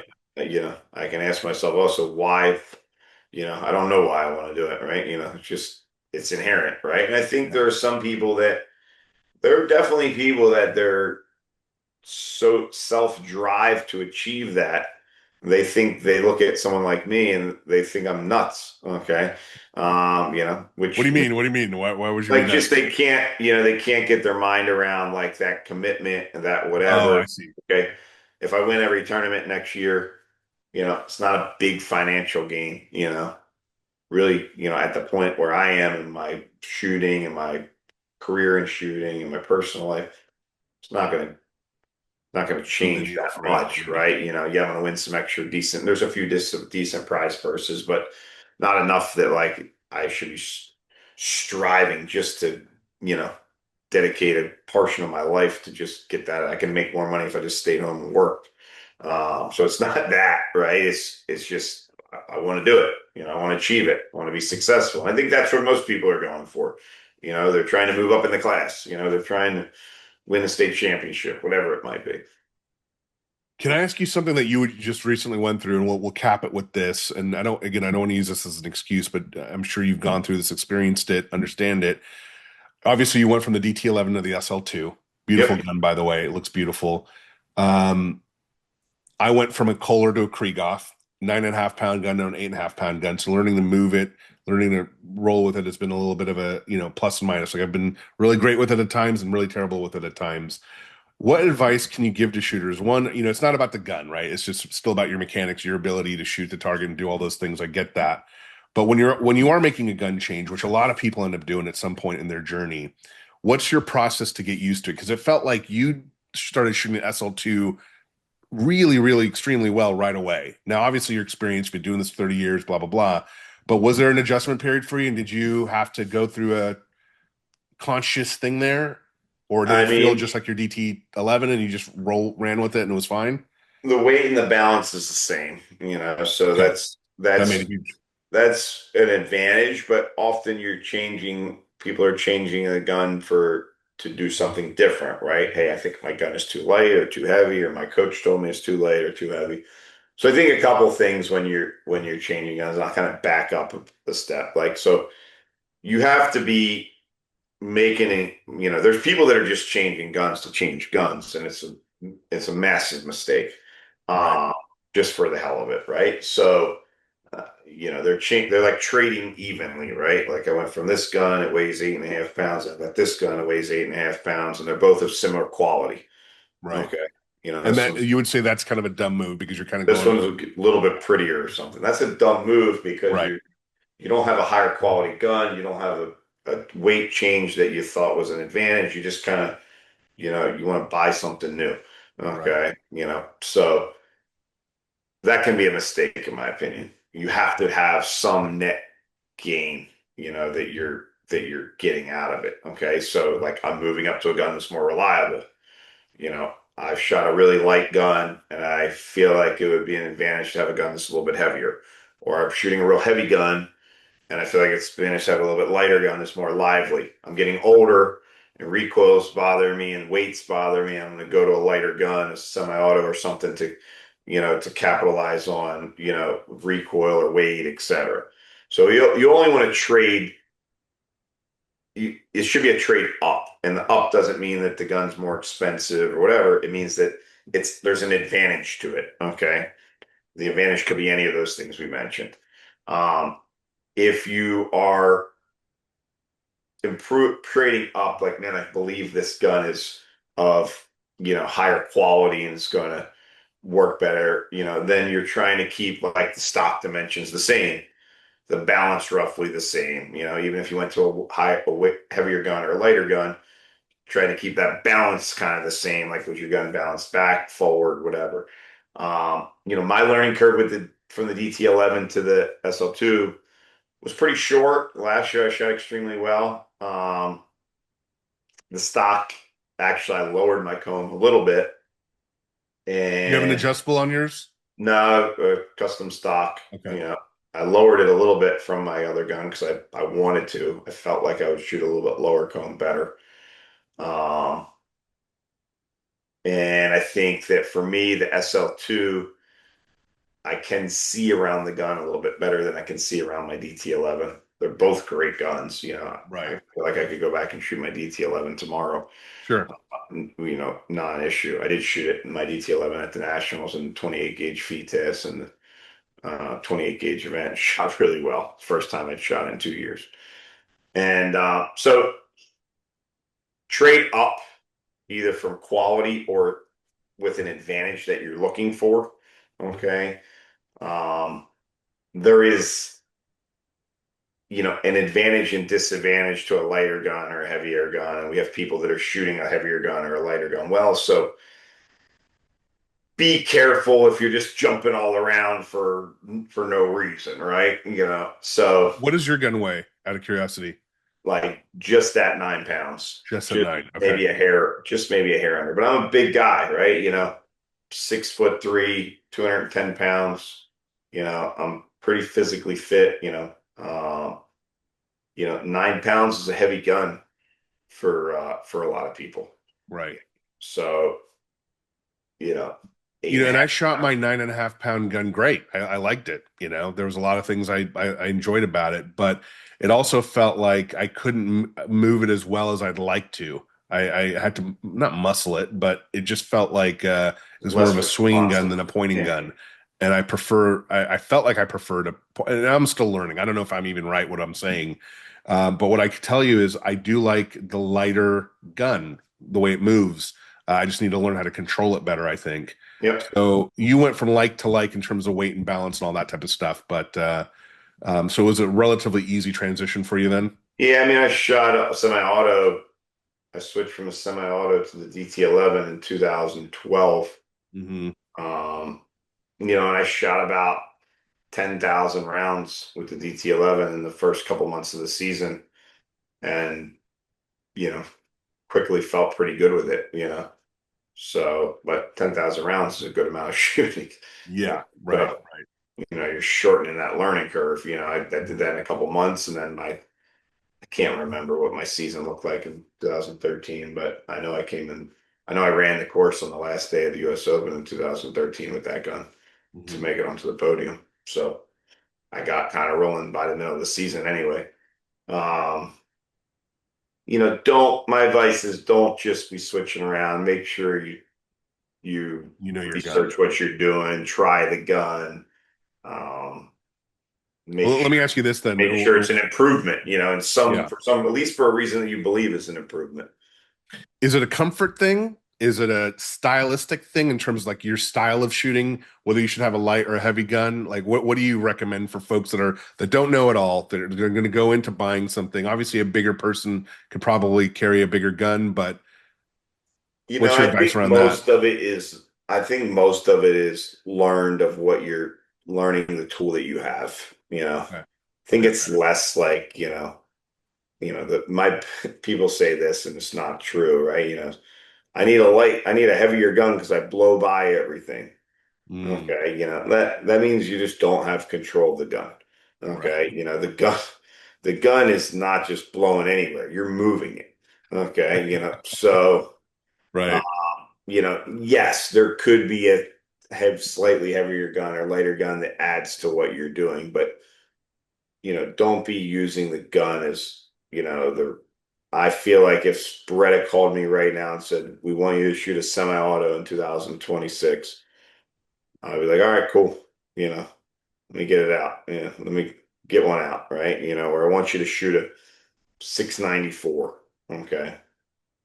You know, I don't think I'm gonna, and you can say that, well, yeah, you're real experienced, but it should matter more, right? But I think I could, if the gun, if the gun points were in line with my eye, and I got out there and put 10,000 rounds through it, I don't think it would matter, Problem. Yeah. Okay. So I mean, and I Fair. say that honestly, right? Yeah. So Yeah. I think it's more of you being one with the gun that you have, and it's a tool. And yes, if you move the gun a lot, something a little bit lighter, maybe. If you don't move the gun a lot, maybe something a little bit heavier.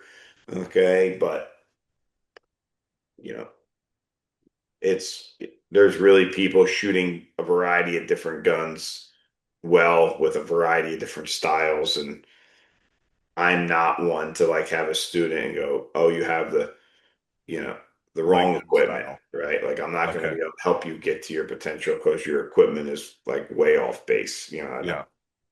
I don't, maybe the fit, yeah, the fit matters, but I would be way more concerned with the fit than the exactly how much their gun weighs. Okay. Fair. Appreciate that.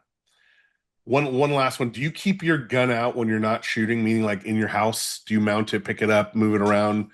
I generally don't, but I'm going to this winter. Okay. Because Just because I want to get the gun in my hand a little bit and work on my mount a little bit, and I'm pissed off. okay, fair. Yep. I think that's a huge benefit. So I used to do that. I haven't done it in years, but I need to take the gun out. It's been out of my case since nationals. So I think I've been Yeah. every time I walk by it, I've been mounting it and putting it up and feeling it and trying to get used to it. So Yeah, I would normally leave my gun in my airline case, until like January, really, after the Nationals. But I got home the day after Nationals, I unpacked it. So sit in my gun room. so I you just, really are pissed.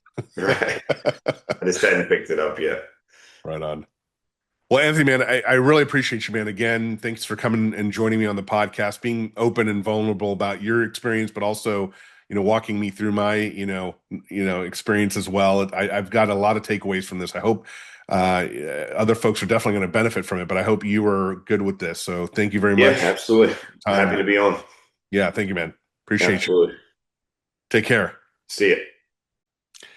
Hey, folks, thanks for tuning in to the California Clays podcast.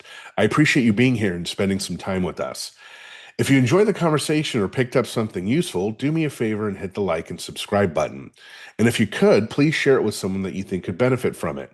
It helps the show grow and brings more great guests and stories your way. Thanks again for listening. I'll see you on the next one.